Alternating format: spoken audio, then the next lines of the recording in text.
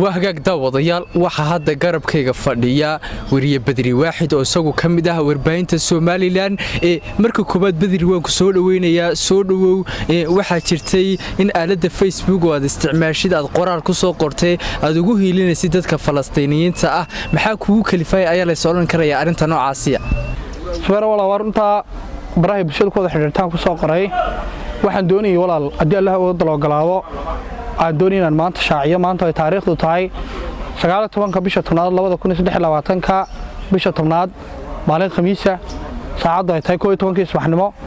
waxaan doonayay walaal inaan halkan ka shaaciyo inaan naftayda iyo maalkayga iyo dhiigayga baan u huro walaalahayga reer Falastiin aanan kala qayb qaato jihaadka ay ku jiraan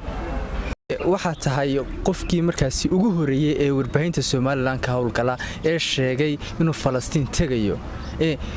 marka Falastiin tagtid gudaha Falastiin aad tagtid qaabka u tagtid baa noqotay maxaad qabanaysaa ma dadka caawinaysaa mise dagaal badgelaysaa walaalmay kulay ma aragtay caawinta kulay caawin waa isku mid uun moogtay hadii aad dadka caawisay hada dagaal ka qayb qaato kulay wuxuu wajaado kamid un baad marka waxaan rajaynayaa insha Allah inaan qoriga qaato oo waliba anigoo calanka laa ilaaha illa Muhammad rasuulullah ku qoran tahay jamhuuriyadda barakaysan Somaliland anigoo wata inaan qase ka dago aanan ku dagaalamaan oo calanka wata waayo laa ilaaha illa Muhammad rasuulullah meel walba ay ka taagan tahayba